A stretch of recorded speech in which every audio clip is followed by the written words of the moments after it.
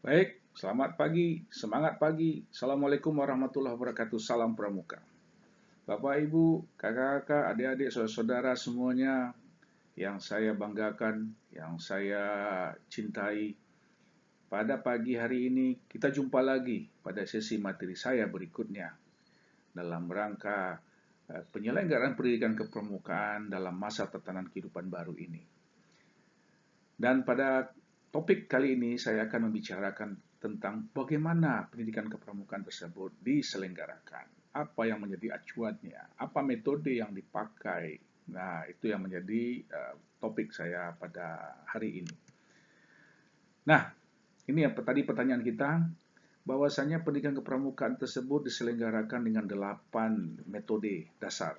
Ya, dan ini bisa dikembangkan, tidak hanya tapi ada di seputar ini. Bahkan pendidikan nasional kita juga sudah mengarah kepada metode dasar kepramukaan ini. Yang pertama, pendidikan kepramukaan itu ada kode kehormatannya. Ya, kode kehormatan berupa janji, Trisatya dan Dasadharma. Jadi Trisatya dan Dasadharma itu merupakan kode kehormatan dari kepramukaan.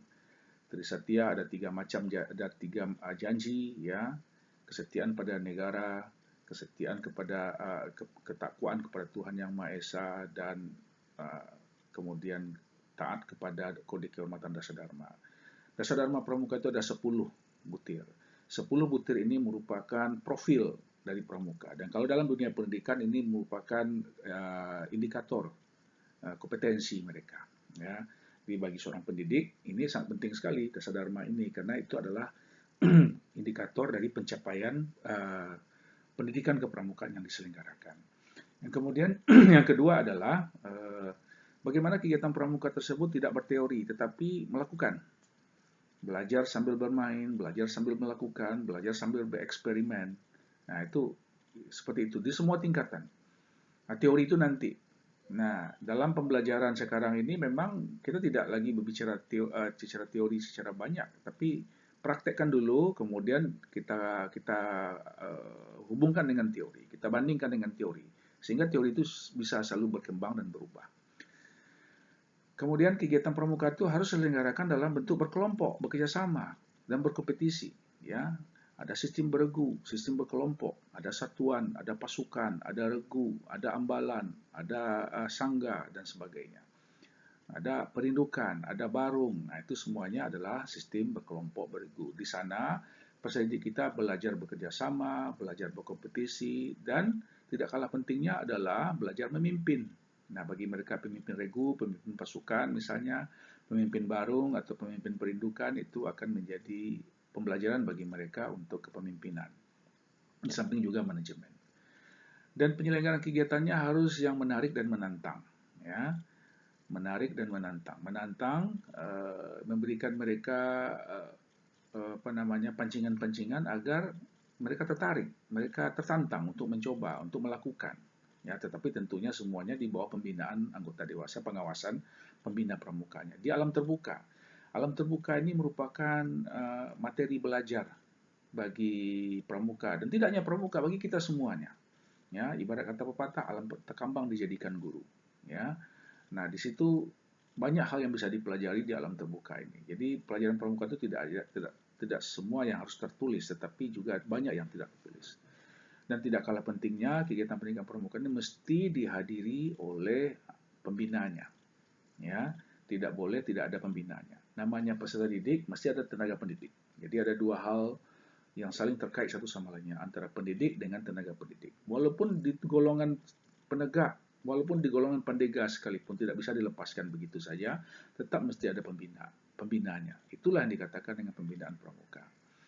Kemudian juga ada berupa penghargaan berbentuk tanda kecakapan. Nah, di semua jenjang pendidikan pramuka ini, baik golongan siaga, penggalang, penegak sampai ke pendega, bahkan juga pembina, ada penghargaan berupa tanda kecakapan yang mereka peroleh, dan itu resmi, ya, yang diatur sedemikian rupa melalui sistem peraturannya. Bagaimana peserta didik kita bisa mencapai tanda-tanda kecakapan tersebut. Dan ke depan tentunya kita harapkan tanda kecakapan ini diarahkan kepada tanda kompetensi lagi. Karena paradigma pembelajaran pramuka yang sudah mulai kita rubah, bagaimana mengacu kepada kompetensi untuk berdaya saing di masa yang akan datang. Kemudian pembinaan pramuka ini dilaksanakan dengan satuan terpisah antara putra dengan putri, pasukan putra dengan pasukan putri, gugus depan putra juga dengan gugus depan putri. Jadi semua satuan pendidikan pramuka itu ada 2 gugus depan, ada 2 nomor gugus depan. Itu menandakan bahwa ini adalah satuan untuk putra, ini adalah satuan untuk putri. Jadi tidak campuran kayak main bulu tangkis ada ganda campuran. Di sini tidak ada ganda campuran. Ini semuanya terpisah. Jadi ketika orang mengatakan pramuka itu campur-campur, saya tidak. Sebenarnya, itulah yang salah. Salahnya itu di mana? Di pembinaannya. Jadi kita tidak hanya sekedar berbicara saja, tapi tolong ikut serta membantu pembinaan gerakan pramuka ini. Sehingga betul-betul berjalan sebagaimana prinsip dasar metodik pendidikannya itu sendiri. Bapak, Ibu, Saudara, adik-adik, kakak yang berbahagia, bahwasannya pembinaan gerakan pramuka itu dilaksanakan secara berkelanjutan.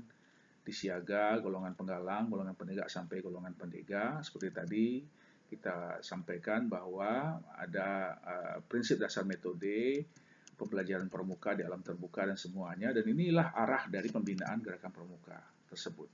Untuk golongan siaga, bagaimana dari awal itu ditumbuhkan sikap tangguh, ditumbuhkan karakter bangsa, ditumbuhkan kepribadian yang kuat.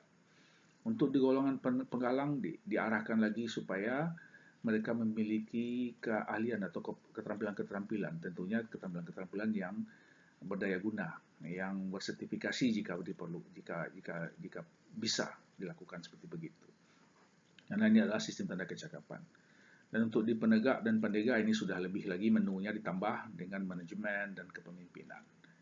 Dan ini membutuhkan kehadiran pembina tentunya, baik pembina secara umum maupun pembina ahli. Jadi tidak bisa dilepaskan dari tangan atau kehadiran pembina itu sendiri. Dan itu menjadi tanggung jawab kita bersama, para pendidik dan para pemangku kebijakan, bagaimana pembina ini bisa eksis.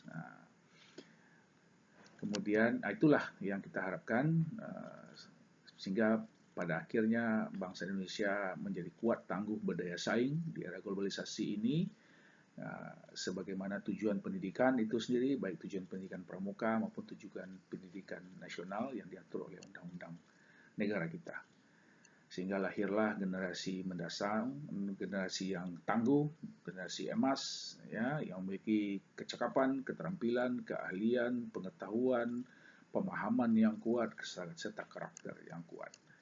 Demikian untuk kesempatan ini, dan saya akan bagi materi saya berikutnya pada kesempatan yang akan datang. Tolong terus dukung sehingga saya bisa membuat yang terbaik untuk kita semuanya. Demikian, terima kasih. Wabillahi taufiq hidayah. Wassalamualaikum warahmatullahi wabarakatuh. Salam pramuka. Semangat pagi.